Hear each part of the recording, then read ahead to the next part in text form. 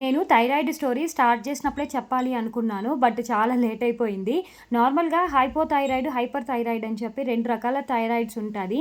And మీరెవరైనా గూడా సరే food diet start చేయాలి అనుకున్నప్పుడు డాక్టర్‌ని ఒకటికి 2 సార్లు అడిగి కనుక్కొని ఫుడ్ డైట్ అది తీసుకోండి.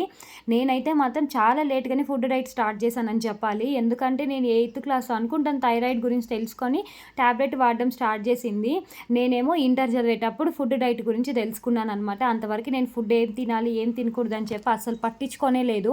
సో, దీనివల్ల సైడ్ ఎఫెక్ట్స్ అనేది కొన్ని ఉంటాయండి. సో, అందుకే చెప్తున్నాను ఫుడ్ డైట్ తీసుకోవాలి అనుకున్నప్పుడు ఎప్పుడైనా సరే డాక్టర్‌ని ఒకటికి 2 సార్లు అడిగి కనుక్కొని తర్వాత అయితే ఫుడ్ డైట్ అది మీరు స్టార్ట్ చేయండి. అండ్ ఇక్కడైతే మాత్రం ఎర్లీ మార్నింగ్ నేను 3:00 లేసి మంచిగా అయితే రెడీ అయ్యాను. అంటే స్నానం అది చేసుకొని పూజ చేసేసాను. మా హస్బెండ్ అయితే ఆఫీస్ నుంచి వచ్చారు.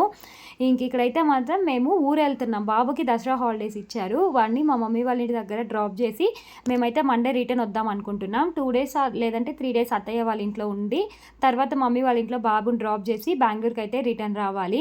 అందుకే వాడు హాలిడేస్‌లో ఎంజాయ్ చేస్తాడు కదా అని చెప్పి ఊరికి తీసుకెళ్తున్నాం. ఇక్కడైతే ఐటీ గేట్‌లో ఆగి ఫ్లవర్స్ అది తీసుకుంటున్నాము. మామూలుగా ఎప్పుడు ఊరెళ్ళినా సరే ఇక్కడ ఐటీ గేట్‌లోనే ఎర్లీ మార్నింగే ఇక్కడ 3 నుంచే మార్కెట్ అనేది స్టార్ట్ అయితది. ఇంకా ఫ్లవర్స్ ఏమన్నా పూజకు కావాల్సినవన్నీ కూడా ఇక్కడే తీసుకొని వెళ్ళిపోతామనమాట.